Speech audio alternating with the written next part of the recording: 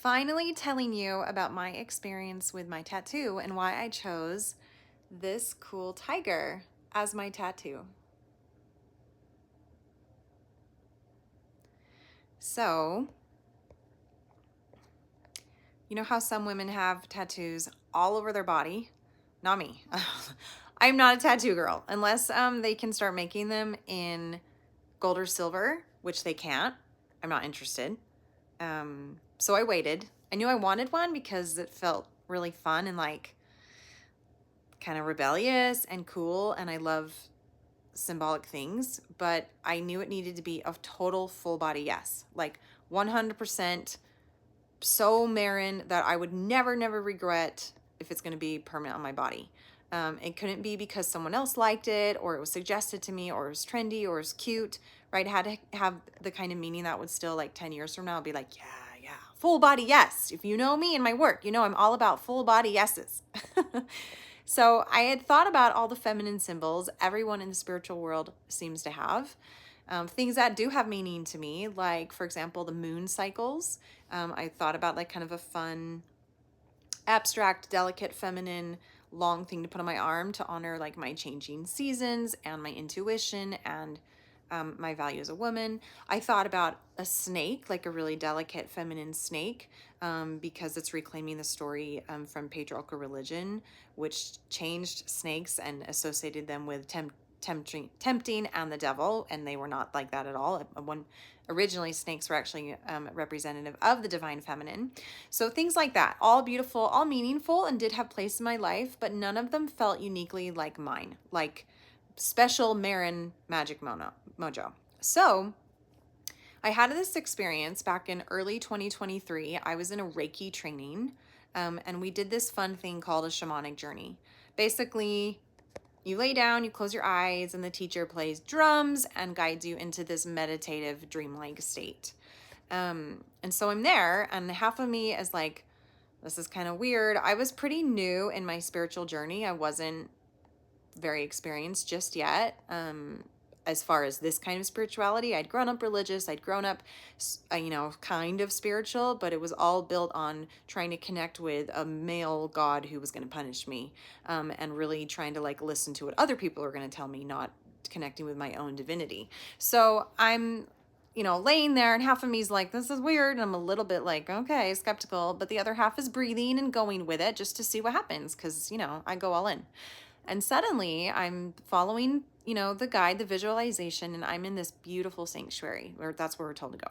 And for me, it's like a lush sunlit garden, and there's a little stream nearby and the sound of water rushing and warm light filtering in through the trees. And I'm in this clearing, and ahead there was this tiger, and she was massive and she was powerful, but she was also so feminine in her power. She wasn't roaring, she wasn't in attack mode. She was quiet and still and not crouched to flight. She was just like standing and commanding and steady. And the way she did move when she approached me was slow and fluid and deliberate and stealthy. And it was like every time she walked, I could like feel the power of her paws on the earth. And the way she sat and looked at me was like regal and commanding, like the entire forest just bowed to her presence. She had not one bit of fear in her eyes. And she had these piercing golden eyes that looked straight through me. And I wasn't afraid of her. It was like I knew her. It was like she was saying without words, Marin, I see all of you. I see all of you, and you are safe here. And when it was time to go, my heart was a little achy. I did not want to leave her.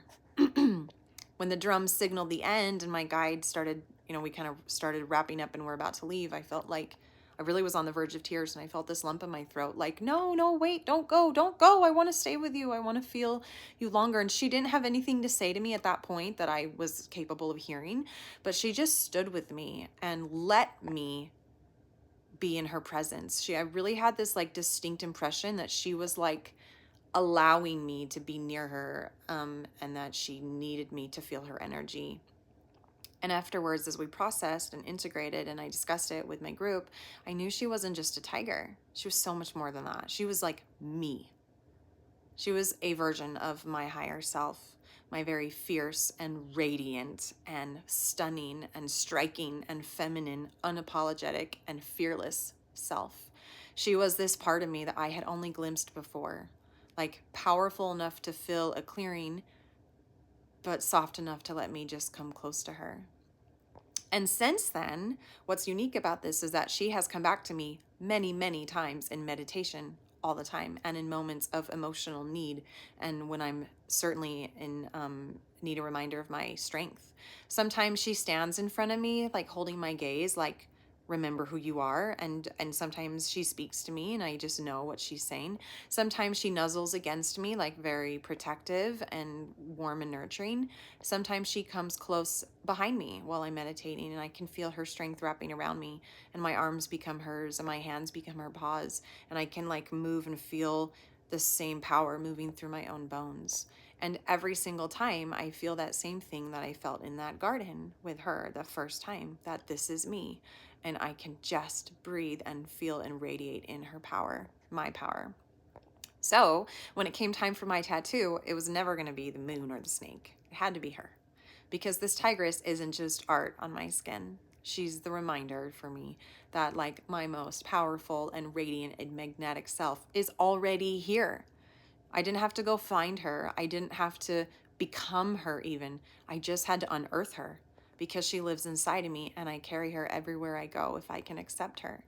And this is exactly what I help women find in my work through the fun of style. Not a tiger necessarily, but that version of her. The part of you that is wild and powerful and sensual and fully alive in your body.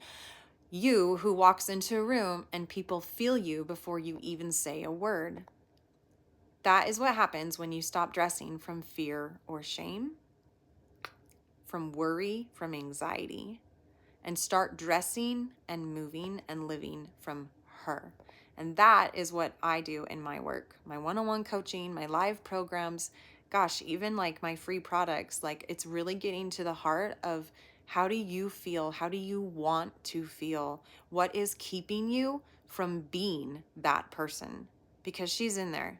Because once you meet your tigress, your life and your energy and your presence, everything will change.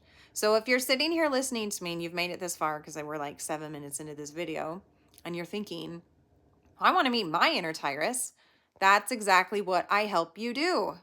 DM me, comment, I am here for you. I am not that scary. I love to talk to you and work with you.